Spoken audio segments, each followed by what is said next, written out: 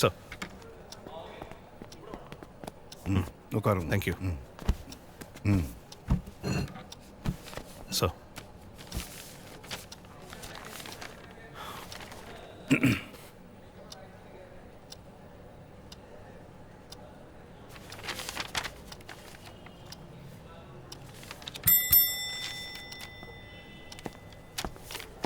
அவனை விழிச்சுண்டு வா. சொல்லுங்க. டிபார்ட்மெண்ட்லேயே ரொம்ப ப்ரெஷரான கேஸ் இது. Okay sir. அதான் இவ்வளோ ஸ்டேட்டில் நாங்கள் தேடிட்டு இருந்தோம். இங்கே இருந்த நியூஸ் கிடைச்சதுக்கு அப்புறம் தான் மைண்டு கொஞ்சம் ஃப்ரீ ஆச்சு.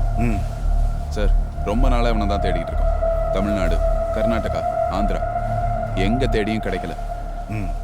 கடைசியில் இங்கே இருந்திருக்கான். இமீடியட்டாக இவனை ஹேண்ட் ஓவர் பண்ணணும் சார். ஓகே. 3 மர்டர் பண்ணியிருக்காங்க.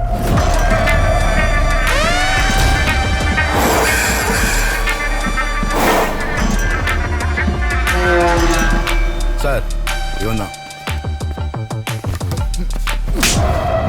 நாய் பொறுக்கி நீ ஸ்டேஷனுக்கு தானே வருவ? நான் அங்க வச்சு பொழக்கிறேன். பாரதேசி நாய்.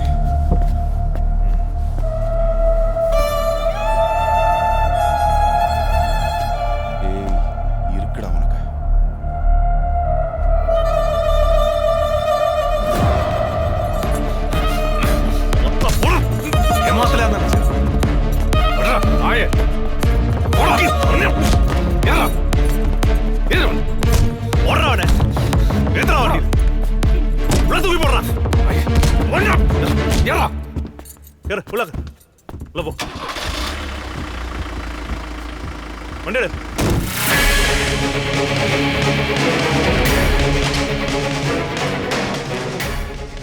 ஐந்து வருடங்களுக்கு முன்பு கொடூரமாக வன்புணர்வு செய்யப்பட்டு கொலை செய்யப்பட்ட மாணவி ஜெனி வழக்கில் புதிய திருப்பமாக சென்னை காவல்துறை கொலையாளி சின்னன் என்பவரை கேரள மாநிலம் கண்ணூர் மத்திய சிறையிலிருந்து கைது செய்துள்ளது.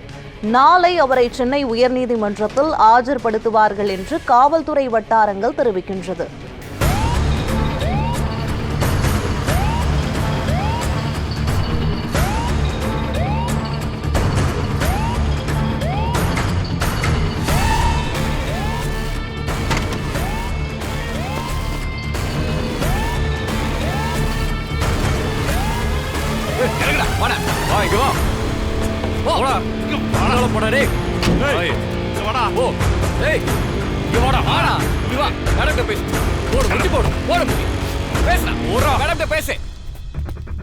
கொலகார நாயே, மொத்த போலீஸ் டிபார்ட்மெண்டையும் அசிங்கப்படுத்தி அவமானப்படுத்தி கோர்ட்ல நிக்க வச்சுட்டேடா.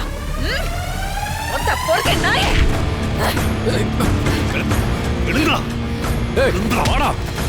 வண்டியில ஏத்திங்க விட போடா. தூக்க ஒளி போடுறா. ஏறா ஏடிஎம் மேல ஏறா. போடா உள்ள போ. ஏறா.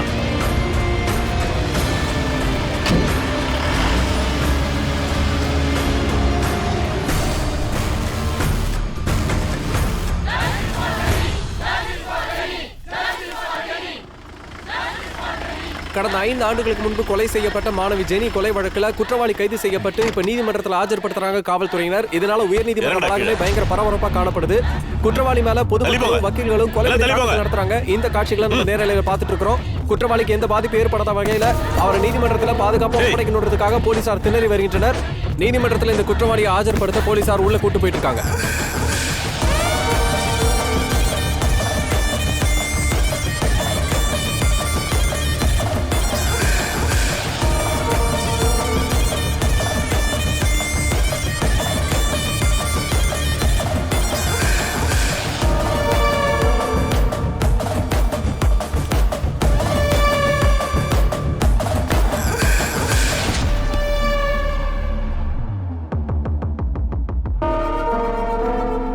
பப்ளிக் ப்ராசிக்யூட்டர், குற்றம் சாட்டப்பட்ட நபரிடம் நீங்க கேள்வி கேட்கலாம்.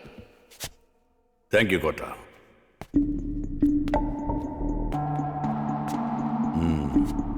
சினா, அதான் உன் பேரு. ஸ்டூடெண்ட் ஜெனியை ரேப் பண்ணி கொண்டது, அப்புறம் வேளச்சேரி அனிதாவை ரேப் பண்ணி கொண்டது, நீங்க பண்ண குற்றங்களுக்கு ஆதாரங்கள் இருக்கு. இது மட்டும்தானா? இன்னும் உங்க லிஸ்ட்ல யாரெல்லாம் இருந்திருக்காங்க? நீங்க அமைதியா இருக்கிறனால எதுவும் மறைக்க முடியாது. அப்புறம் உங்களை போலீஸ் விசாரணைக்கு அனுப்ப வேண்டியது இருக்கும். எதனால இந்த குற்றத்தை பண்ணீங்க? மன ரீதியான பிரச்சனையா இல்ல வேற ஏதாவது காரணமா? இல்ல நீங்க பண்ண குற்றத்துக்கு வேற யாராவது குறிப்பிட விரும்புறீங்களா?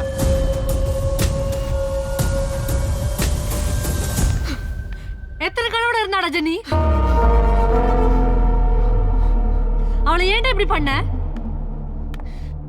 தப்ப திருப்பியும் பண்ணிருக்க.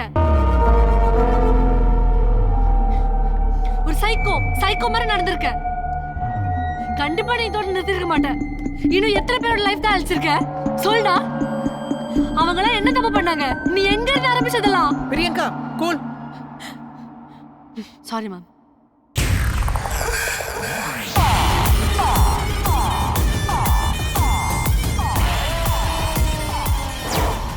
நான் எந்த பொண்ணை அனுபவிக்க ஆசைப்படுறேனோ கண்டிப்பா அந்த பொண்ணை நான் அனுபவிச்சே ஆவேன்.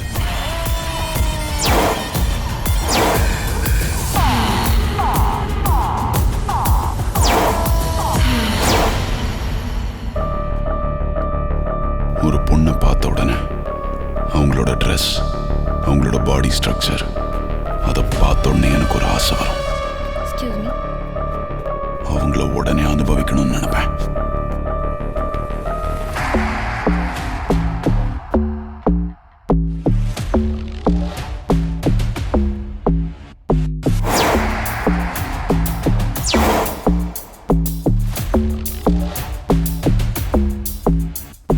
அதுக்கப்புறம் அவங்கள நான் ஃபாலோ பண்ண ஆரம்பிப்பேன். அவங்கள ட்ராக் பண்ணுவேன். அவங்க வீட்டுக்குள்ள யாரும் இல்லைன்னு தெரிஞ்சுக்கிட்ட உடனே அவங்க வீட்டுக்குள்ள போவேன். கத்திய காட்டி மிரட்டி அவங்கள ரேப் பண்ண ட்ரை பண்ணுவேன். அவங்க ஒத்துக்கிட்டா என்னோட ஆசையை தீர்த்துக்கிட்டு வந்துடுவேன். அப்படி இல்லைன்னா நான் மாட்டிக்கிற சூழ்நிலை வரும்போது அவங்கள கொன்னுடுவேன். அப்படி நான் கொலை பண்ண பொண்ணு தான் அனிதா.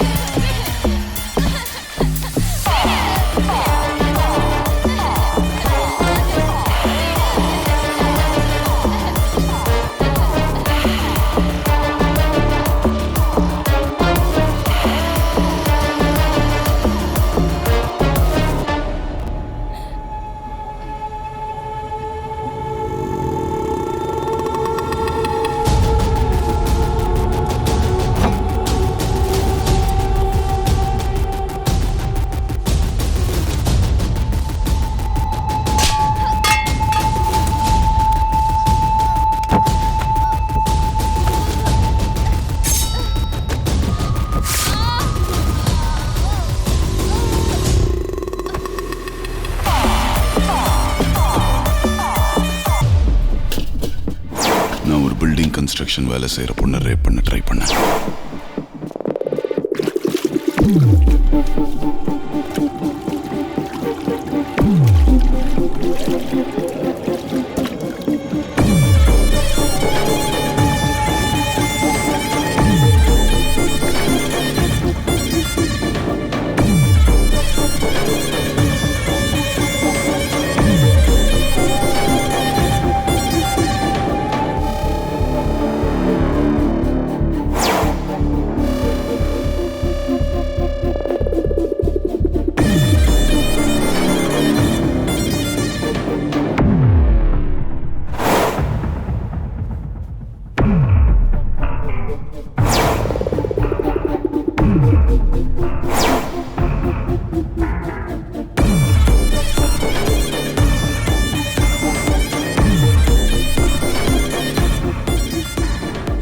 அந்த பொண்ணை கத்திய காட்டி மிரட்டினேன்.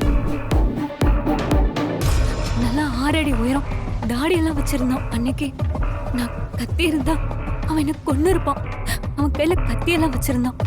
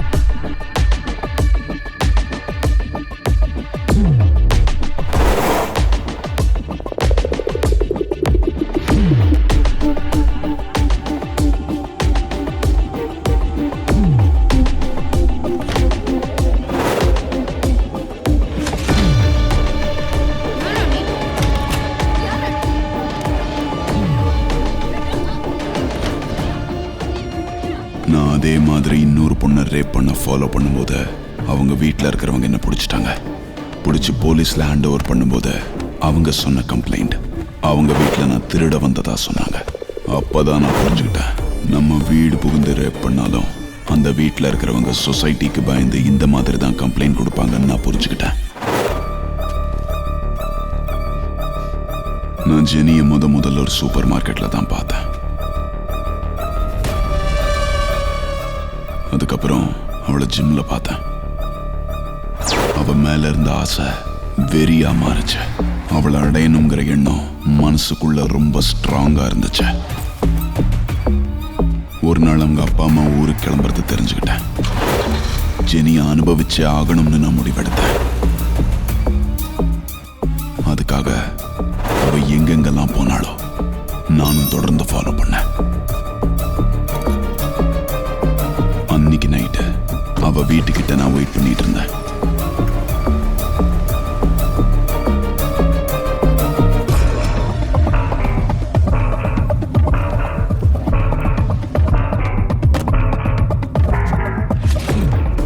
அவளை ஃபாலோ பண்ணி மேலே போனேன். ஜெனி அவளோட வீட்டு டோரை திறந்த சவுண்ட் எனக்கு கேட்டுச்சு. ஆனா அந்த டோரை அவ திரும்ப லாக் பண்ணலங்கிறத நான் புரிஞ்சுக்கிட்டேன். அவ வெளியே போன அந்த நேரத்துல நான் வீட்டுக்குள்ள போயிட்டேன். வீட்டுக்குள்ள வந்த ஜெனி அவங்க அம்மாக்கு ஃபோன் பண்ணா. அவங்க அம்மா வரத்துக்கு 3 மணி நேரம் ஆகுங்கிறத ஜெனி அவங்க அம்மா கிட்ட பேசினதை வச்சு நான் தெரிஞ்சுக்கிட்டேன். உடனே அவளோட பாய் ஃப்ரெண்டுக்கு ஃபோன் பண்ணா. அவனும் வரலங்கிறத நான் தெரிஞ்சுக்கிட்டேன். அப்புறம் ஜெனி குளிச்சுட்டு வந்தா. அப்போ நான் பின்பக்கமா போய் அவ வாயை பொத்தி ஜெனியோட கேஸ்ல என்ன போலீஸ் ரொம்ப தீவிரமா தேடுறாங்கன்னு தெரிஞ்சுக்கிட்டப்ப நான் வேற ஒரு சின்ன தப்பு பண்ணிட்டு ஜெயிலுக்குள்ள போயிட்டேன். பொதுவா நான் இந்த மாதிரி பெரிய தப்பு பண்றப்ப ஒரு சின்ன தப்பு பண்ணிட்டு ஜெயிலுக்குள்ள போறது வழக்கம். ஏன்னா கொலைகாரன வெளியில தானே தேடுவாங்க, உள்ள தேட மாட்டாங்கல்ல. அதுதான் என்னோட பிளான் எப்பவுமே. என் பொண்ணை எப்படி எல்லாம் வளர்த்தேன், அவளை இப்படி பண்ணிட்டு கொலைகாரன் நாயே.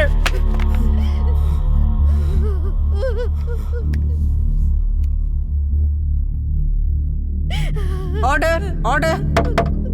கோர்ட் இந்த மாதிரி செயல்களை அனுமதிக்காது. போலீஸ்.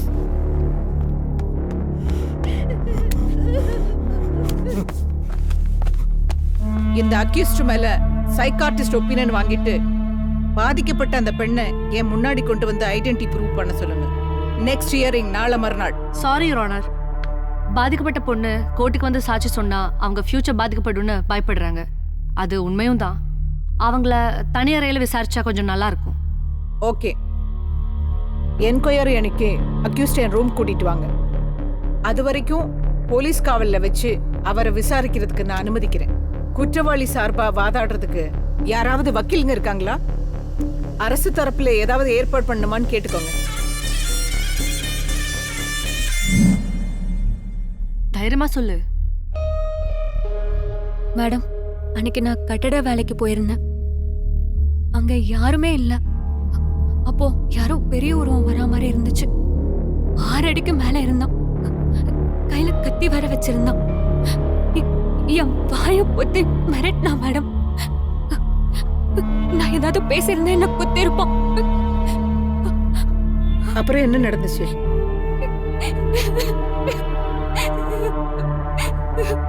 சரி சரி, அழாத அழாத.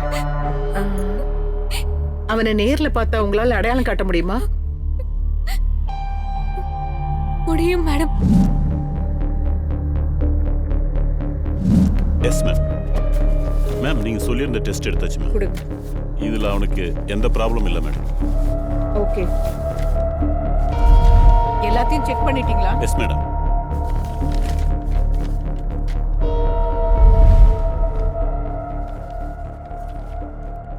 ஒரு பொண்ணுன்னு பார்க்காம இப்படி எல்லாம் நடந்திருக்கியே, உனக்கே நல்லா இருக்கா?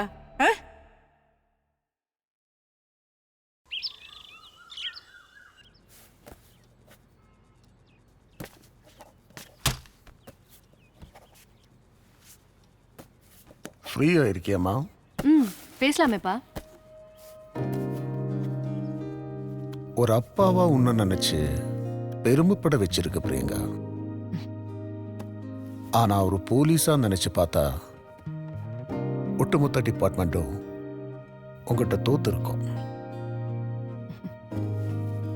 என் பொண்ணு MBBS படிக்காம லா படிக்கணும்னு ஆசைப்பட்ட போது ஏன் எதுக்கு இந்த கேள்வி கேட்கணும்னு தோணல. என்னன்னா என் பொண்ணு ஒரு விஷயத்தை யோசிச்சு தான் செய்வான்னு நம்பிக்கை தான். ஜெனியோட கேஸை ரீஓபன் பண்ணும்போது எதுக்கு தேவையில்லாத வேலைன்னு நினைச்சேன். இந்த கேஸ்ல எவ்வளோ டீட்டெயில்ஸ் கலெக்ட் பண்ணிருக்கேன். ஏன் முன்னால என்கிட்ட இதை ஷேர் பண்ணல?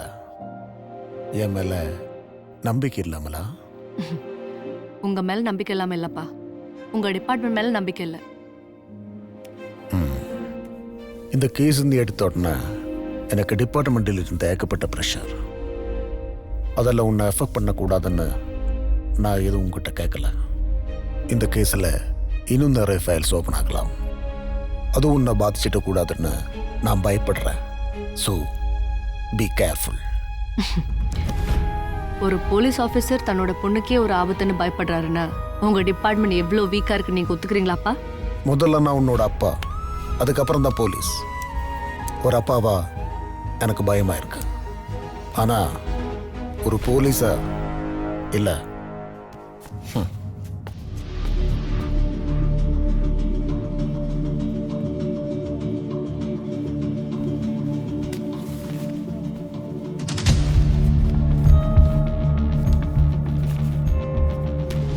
பிரியங்கா தொடங்கின இந்த கேஸ் வழக்கம் போல விசாரணையா தான் இருக்கும்னு நினைச்சேன். ஆனா இந்த கேஸால குற்றவாளி கைது செய்யப்பட்டு அதனால நிறைய முடிச்சுகள் அவிழ்க்கப்பட்டிருக்கு. இந்த குற்றவாளி கைது செய்யப்படாம இருந்திருந்தா இன்னும் எத்தனையோ பெரிய சம்பவங்கள் நடந்திருக்கும்னு நினைக்கும் போது பயமா இருக்கு. பிரியங்காவிற்கு இந்த கோர்ட் பாராட்டுகளை தெரிவிக்கிறது. பிரியங்கா, இந்த கோர்ட்ல நீங்க கேட்க வேண்டியதை தாராளமா கேட்கலாம். தேங்க்யூ ரோனா. குற்றவாளிகளை கண்டுபிடிக்கிறது மட்டும் காவல்துறையோட வேலை இல்லை. குற்றம் நடக்காம தடுக்கணும். அதுக்கு சட்டம் வழி செய்யணும். பப்ளிக் ப்ராசிக்யூட்டர் நம்ம நாட்டோட சட்டத்தை பத்தி சொன்னார். எல்லாரும் சட்டத்தை கையில் எடுக்கக்கூடாது. அது ஒரு நெகட்டிவ் தொட்டில். சட்டம் தான் கடமை செய்யும். ஆனா சட்டமே கடமை செய்யறதுக்கு தடையா இருக்கக்கூடாது. சட்டம் நம்ம காப்பாத்துங்கிற நம்பிக்கையில பெண்கள் கேர்லெஸ்ஸா இருந்துடக்கூடாது. நம்ம அட்ராக்ஷன் மற்றவங்களை டிஸ்டர்ப் பண்ணாம இருக்கணும். பேரண்ட்ஸும் தன்னோட பிள்ளைங்களோட ஆக்டிவிட்டீஸை நோட் பண்ணணும். ஸ்டூடெண்ட்ஸ், ஒர்க்கிங் உமன், வீட்டில் தனியாக இருக்கிற பெண்கள்னு எந்த இடத்துலும் நம்ம சேஃப் இல்லை. 5 வயசு குழந்தைல இருந்து 60 வயசு கிழவிய வரைக்கும் செக்ஷுவலி அபியூஸ் பண்ற மிருகங்கள் இந்த நாட்டில் இருக்குதான் செய்றாங்க. அவங்களும் ஒரு பொண்ணோட வயத்துல பிறந்திருக்காங்கன்னு மறந்துடுறாங்க. ஸ்கூல்ல சொல்லி கொடுக்குற வாத்தியார்ல இருந்து வேலை செய்யற இடம் வரைக்கும் ஒவ்வொருத்தோட பார்வையும் வித்தியாசமாவும் விகாரமாவும் இருக்கு. நம்மளை சுத்தி என்ன நடக்குதுன்னு தெரியறதுக்கு நம்மளே CCTV கேமராவா மாத்த வேண்டியதா இருக்கு. தப்பு பண்றவனுக்கு கிடைக்கிற தண்டனை அடுத்தவனுக்கு தப்பு பண்ற எண்ணம் வராத அளவுக்கு இருக்கணும். ரைட். இந்த வழக்குக்கு அனுமதி கொடுத்து பாராட்டின நீதிபதிக்கும் நீதிமன்றத்துக்கும் என்னோட நன்றியை தெரிவிச்சுக்கிறேன். குற்றவாளியே குற்றத்தை ஒத்துக்கிட்டதுனால அவனுக்கு வழங்க வேண்டிய தண்டனைய குறைக்கலாங்கிற விதிய இந்த மாதிரி கேஸ்ல கொடுக்க முடியாது. பிரியங்கா சொன்ன மாதிரி சட்டத்துல ஓட்டை இல்லைன்னு சொல்ல முடியாது. நான் ஒன்னு சொல்லிக்க விரும்புறேன். பேரண்ட்ஸும் ஸ்டூடெண்ட்ஸும் அவங்க பக்கம் இருக்கிற தப்ப சரி பண்ணிக்கணும். அவங்களுடைய பிஹேவியர்ஸ், ட்ரெஸ்ஸிங் சென்ஸ் இதெல்லாம் தப்பு பண்ணாதவங்களை கூட தப்பு பண்ண வைக்கும். இந்த குற்றவாளியை பொறுத்த வரைக்கும் அவன் பண்ண தப்புக்கு மன்னிப்பே இருக்கக்கூடாதுன்னு தான் நான் நினைக்கிறேன். இதே குற்றவாளி இந்த கோர்ட் கொடுத்த தண்டனை எதிர்த்து ஹைகோர்ட்டுக்கு போலாம், சுப்ரீம் கோர்ட்டுக்கு போலாம். அது விசாரணை முடிஞ்சு தண்டனை கிடைக்கிற வரைக்கும் இன்னும் எத்தனை வருஷம் வேணாலும் ஆகலாம். அதுக்கு என்னால உத்தரவாதம் கொடுக்க முடியாது. ஏன் மனசாட்சிப்படியும் நான் படிச்ச சட்டத்தை மதிச்சும் இந்த தீர்ப்பை நான் சொல்றேன்.